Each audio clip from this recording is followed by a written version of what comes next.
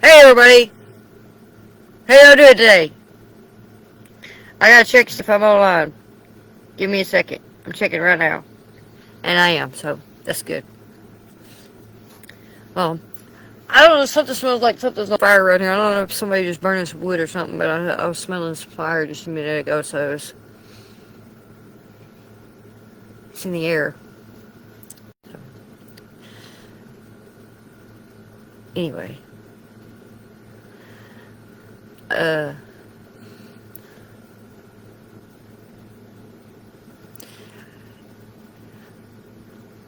where are we at today? Oh, 1 Samuel 19. That's the message for today. And it's called Confounding the Wise, Finding God's Windows of Deliverance in Seasons of Opposition. So, this chapter is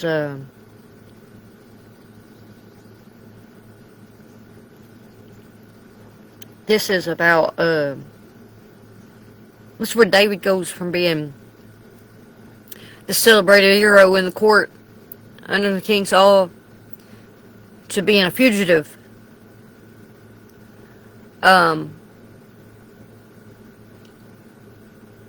Things fall apart pretty fast. And it's this illustration of how this descent of Saul into this spiritual darkness and this madness that took a hold of him because of this tormenting spirit that came on him, because the spirit of jealousy. He was jealous, and this jealousy that he had over David, this harmful spirit of jealousy that he had over him and over David,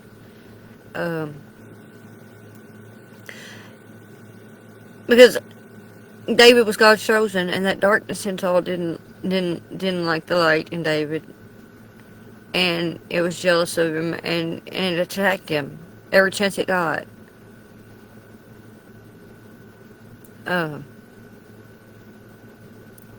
David didn't do anything, and Saul didn't like him just because everybody else liked him. Everybody else saw the light in David, and Saul couldn't stand it. So,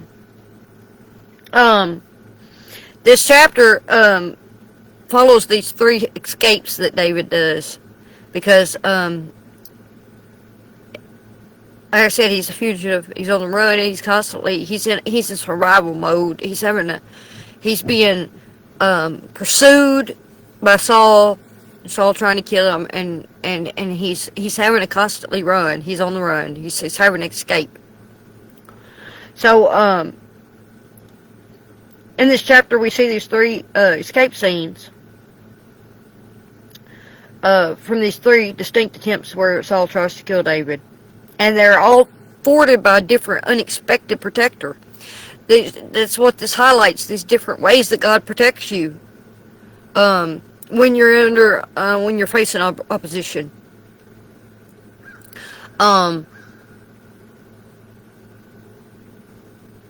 So the first protection for David came through Jonathan. Of course, Jonathan loved David, and they had this covenant.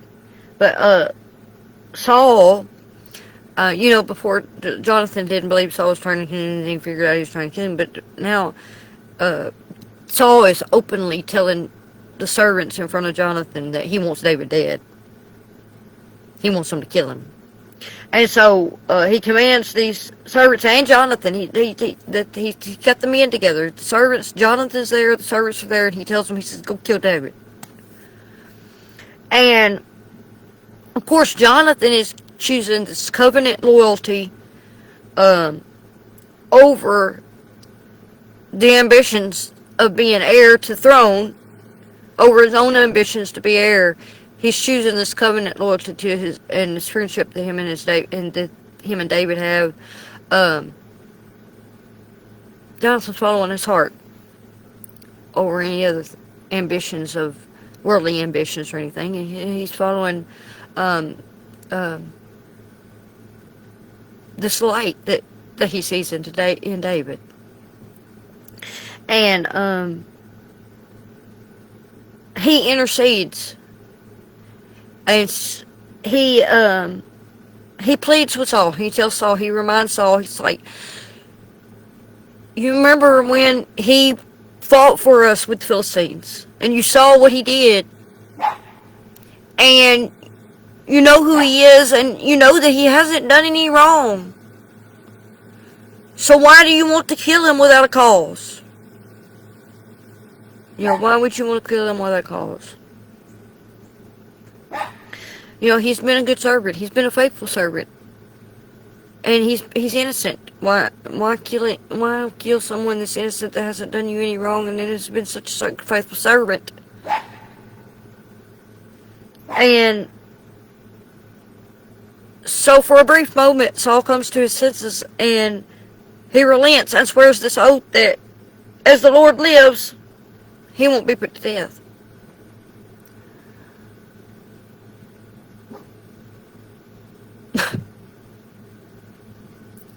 Of course,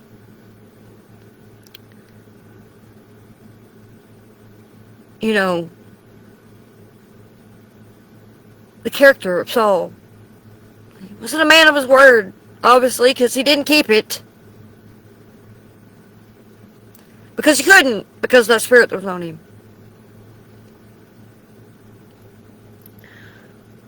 The second protection comes to David through Michal, his wife. Because even after Jonathan pleads with Saul and says, you know, don't kill him, whatever, and all this, David actually comes back into the good graces of Saul, and he actually goes out to battle for him again. So they have this temporary reprieve, this temporary peace between them. But it doesn't last long. Has, of course, that spirit of jealousy reared its ugly head. So at this time, and it's all because David won the victory, and like I said, Saul was jealous. He's seen, as soon as David won, Saul's like, all right, I don't want, you know, I ain't gonna kill him, whatever, you know. Then David comes back, David has another success, and Saul enrages Saul, and Saul's like, I'm gonna kill him.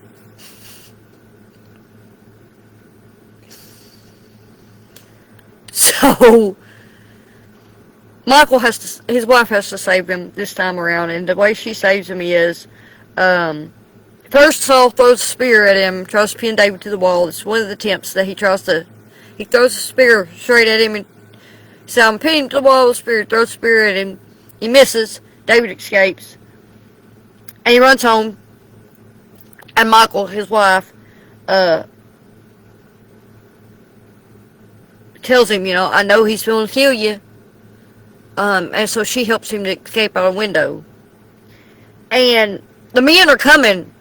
She knows that the men are coming. Saul's men, he sent the men after David. And so she sends him out the window, and then to thwart this attempt of these men to come and kill David, first she tells them that he's sick. And so the men leave and they go back to Saul, and then Saul says, if you have to bring him to me in the bed, bring him on the bed so we can kill him.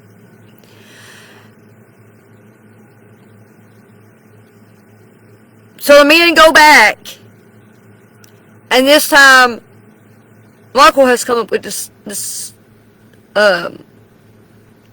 she took this statue, which is called this seraphim.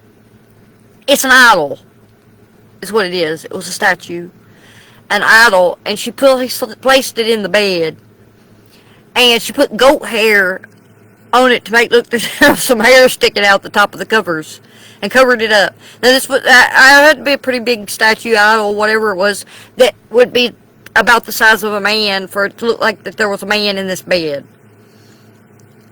and with a little bit of goat hair sticking out the top, looked like he had hair sticking out the top of the covers. And so she fixes this up so that when the men come back and they come in, they look in the bed and they see this and they'll say, "Oh, well, he's in the bed." See. So she's trying to pull them.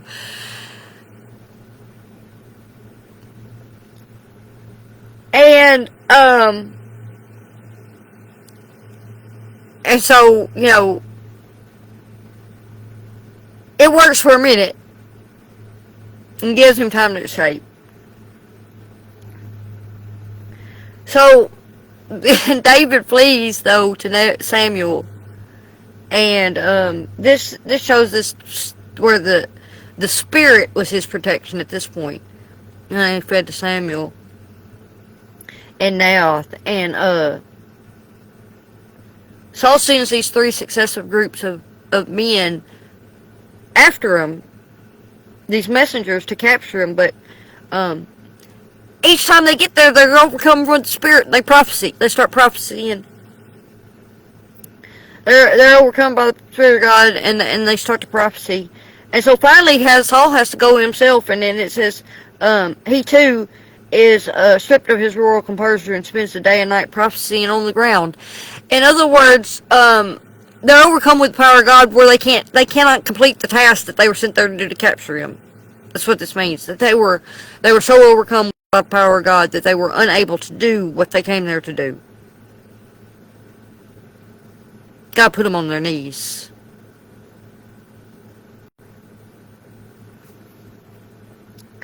So I'm going to go back to this.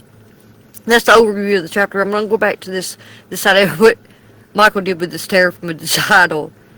This highlights this idea of this hidden,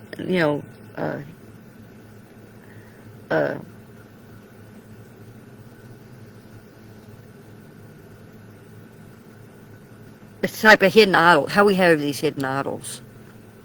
This is pretty much what part of the message of this thing is, but it's also relates to how God wound up and used this thing that was this foolish thing to give David this escape. But first, let's talk about how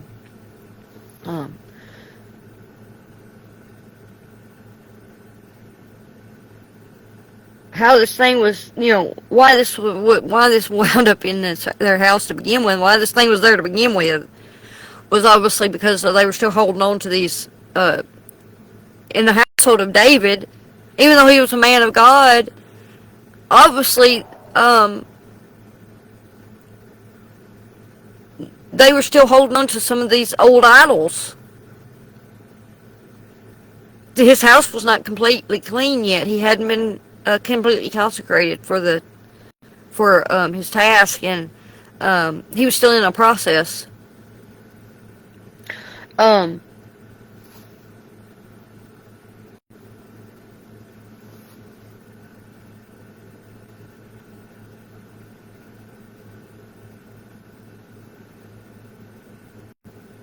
So his wife was the one. It specifically says that this was his wife. So his wife was not still holding on to these things, and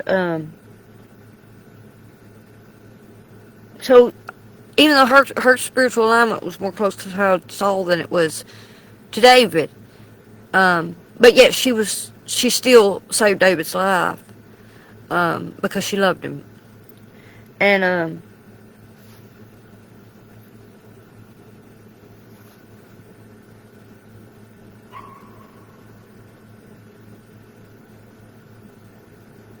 so we see the irony here that Saul was supposed to be the leader of Israel. He was supposed to be the spiritual leader of Israel, but he's sending these men to kill the Lord's anointed, which is David. And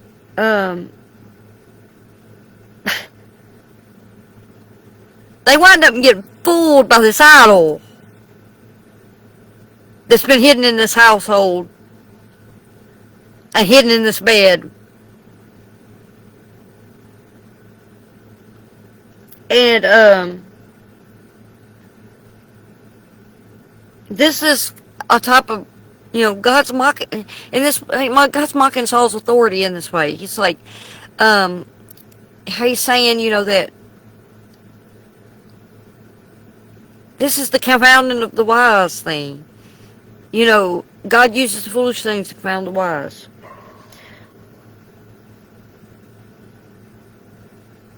So but this also highlights how she using this forbidden object, this idol, it's a forbidden object, to save the Lord's anointed,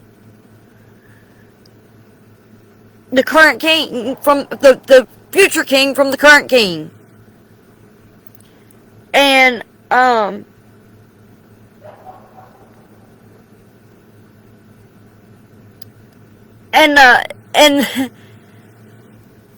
so Saul is being outmaneuvered by not just David, but God is using everything surrounding him to outmaneuver him. Their idols and his own family.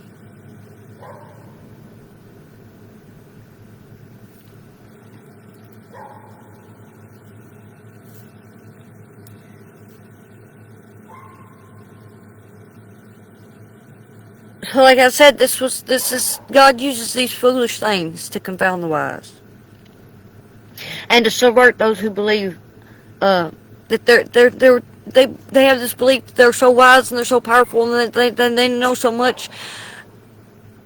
God's gonna put them to shame, and that's important linguistic link here to this idol and teraphim that I'm gonna talk about, where one of the linguistic links to this is, let me skip ahead to that because I want to talk about that right now.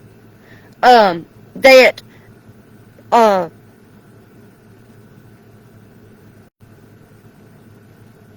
scholars believe that one of the word teraphim comes from the root word that actually can mean shame or decay or shame, but it pretty much means like that it's a nothingness, but it's also, he used this shameful object, this shameful nothingness, this foolishness to confound the king that thought he was so mighty and so powerful that he could do whatever he wanted, and he could go after the Lord's anointed, and he, that he could, actually, subvert the hand of God.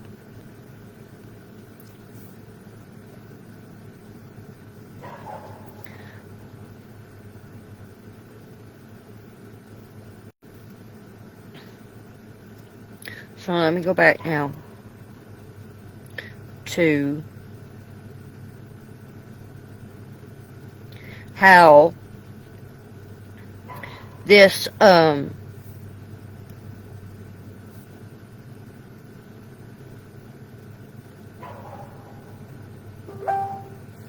this subversion of Saul's strategy shows that even though he had all this might, he had this army and network of spies and all this legal authority to command life and death, and he had this wise plan that he was going to go execute this. He said, like, go get David and kill him, and then he said, if he's in the bed, you just kill him in the bed, he had this, he thought that he had foolproof plans, that at every turn he thought foolproof plans, but they were always spoiled by something.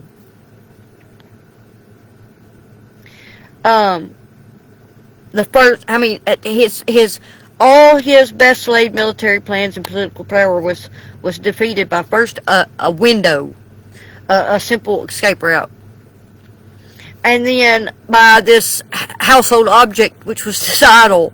It's a piece of wood and a little bit of goat hair. So these common things that subverted all this might, which shows that, you might have all the military might, all the technological power, all this. You can have everything at your disposal and think you have the best laid plans, and God will use the simplest, most foolish thing to subvert it, if it is His will.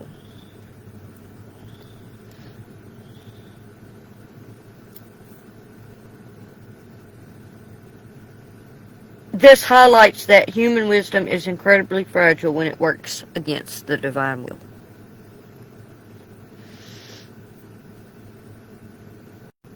So,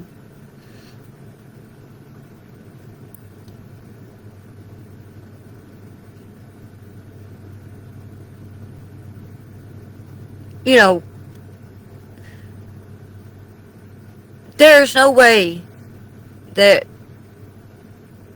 human effort can subvert God's will. So the key themes of this chapter is providence versus paranoia. Saul is driven by fear and a perceived loss of control, while David is preserved by a series of interventions. Some human, as in Jonathan and Michael, and some supernatural, as in when God laid out all those men when they kept going, and He put them on their knees prophesying, and they weren't able to capture David. And then Saul himself goes, and the same thing happens. The power of God overcomes them. And so, another theme is the power of the Spirit. The ending of the chapter shows that God's Spirit can subvert even the most powerful human intentions. Saul's prophesying is not a sign of his piety, but of his utter helplessness before God. So that's when it talks about it uses the term prophesying, but what it's meaning is he's not doing it because he's righteous and God can use anything. And the prophesying that he did was not because he was some righteous holy thing that God was using to speak His words or whatever. He was using it as a display of His power, of how His power can overcome, and that's how that He could subvert the human will if he wanted to, and He could make anybody speak for Him.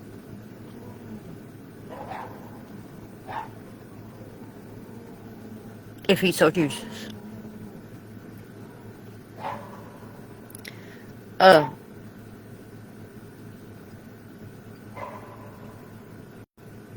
God does not want, even though God has the power to subvert our will, He doesn't want to. He wants us to live Him out of our own free will. But God definitely has the power to if He wanted to. He can manipulate and control us all the time if He wanted to. But that's what the devil wants to do. That's not what God wants to do.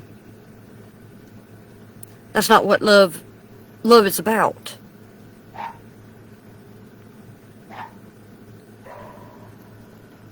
So then it also, another key theme is covenant loyalty. The bond between Jonathan and David highlights a recurring biblical theme that loyalty to God's anointed often requires defying worldly authorities or personal gain. And that's what Jonathan did. He defied. He was willing. Jonathan and Michael were both willing to defy even their father. They were willing to lay aside their inheritance and to defy their father for David's sake, because he was God's anointed. So the relation to the biblical narrative and the gospel is that it shows us the suffering king. David's experience prefigures the life of Jesus. Like David, Jesus was hated without a cause, and despite him bringing victory and healing to the people. He was betrayed by the religious and political establishment, just like Saul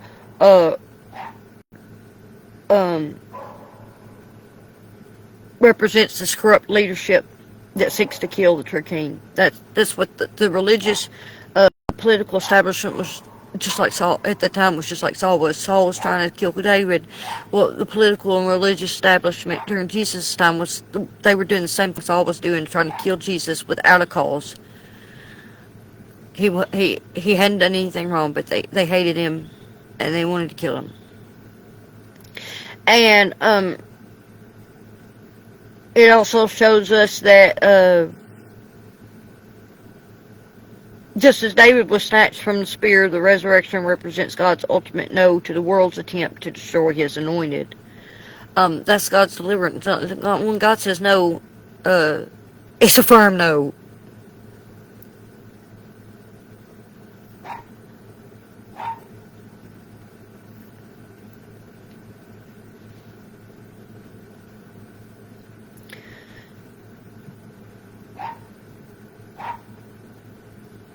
So, it also highlights this kingdom paradox where, in the broader narrative, it demonstrates that the kingdom of God does not advance through this military might, like Saul's spear and his political maneuvering and political power, but through God's sovereign protection of the humble. God's hand is what advances the kingdom, and God's hand is always upon the humble.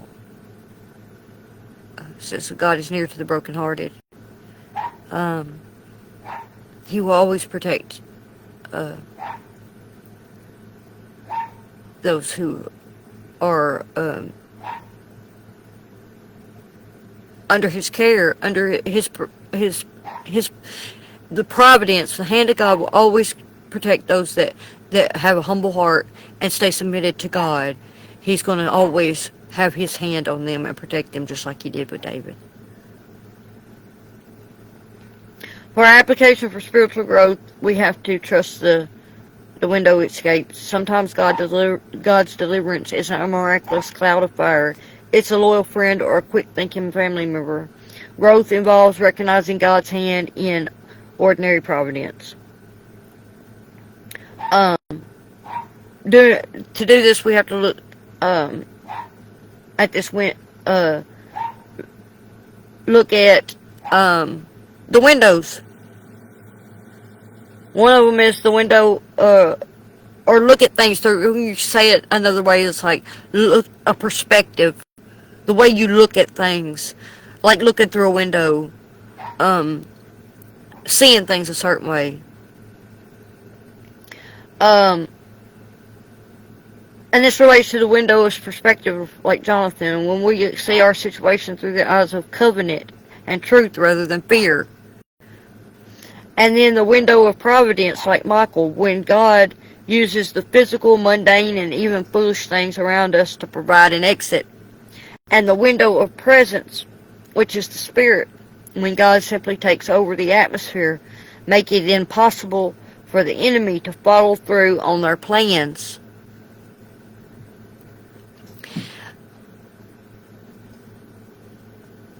You can also say that windows, those are moments, they're opportunities, they're and ways when you're seeing things a certain way at a certain time.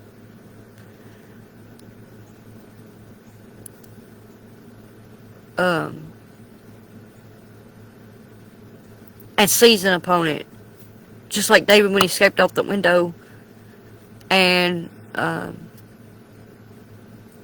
he took the opportunity to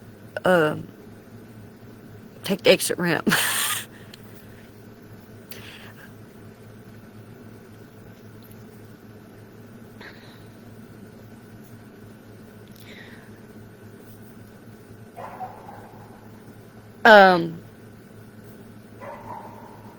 Part of our spiritual growth is also recognizing the futility of fighting God. Saul's exhaustion at the end of the chapter serves as a warning. Resisting God's will is a draining, losing battle, and spiritual growth begins with surrender, laying down the spear of our own control. Our spiritual growth also requires integrity under fire. David continues continue to serve faithfully even while being hunted. And it's a reminder that our primary job is to remain anointed, faithful to our calling, and let God worry about the souls in our lives. Our spiritual growth is a process of sanctification. Growth is rarely a straight line. David is God's chosen, and yet his environment was still being purified. It reminds us that that God works with us in our mess, slowly calling us away from the teraphim we rely on for our security, or the idols, the things that we cling to that are from our past, that we have hidden in our houses.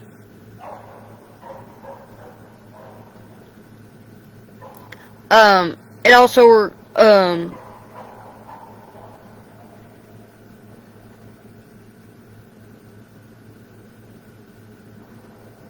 as I said, we have to lay aside this false security. And just as the idol was a hollow substitute for David, the things we put in God's place are eventually uncovered and proven to be lifeless. We have to realize for our spiritual growth that God's weakness is stronger than what we consider God's weakness. That's what most people, the ways of the world consider the foolish things weak. This foolishness is weakness. But God uses those foolish things, as I said, to confound the wise. And it's a strength. God can use the most mundane, even foolish circumstances to provide a way of escape. 1 Corinthians 1:25 tells us, "For the foolishness of God is wiser than human wisdom, and the weakness of God is stronger than human strength." For our spiritual growth, we have to avoid the trap of self-reliance. When we think we are wise enough to control our destiny, like Saul, we become easily blinded by the simplest things. And we have to cling to the simplicity of faith. David's safety didn't depend on his own prowess as a warrior, but on the simple, almost absurd deceptions of those around him. They would just run. He was just running. And all these things that everybody else was doing was what was providing the protection, because it was God that was guiding it.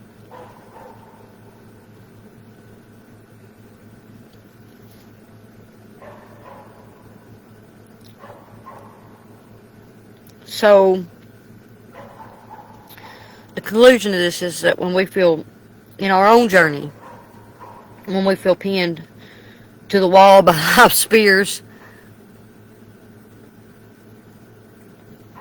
we have to look for the window, that exit ramp, that unexpected exit ramp, that way of escape.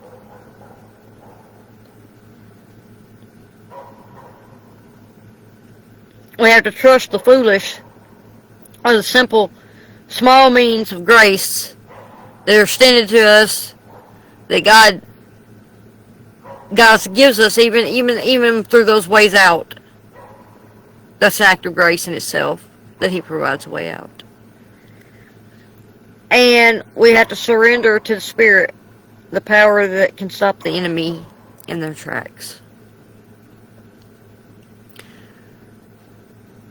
Because ultimately, that's who has all the power to stop the enemy. We don't stand a chance on our own.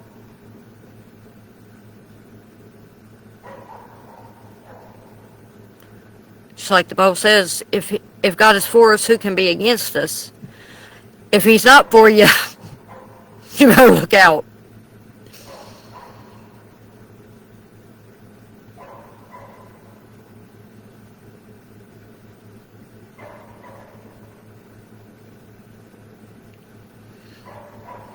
Anyway, I guess that's it for this chapter today. I love y'all, and I'll see y'all back here for the next chapter next time.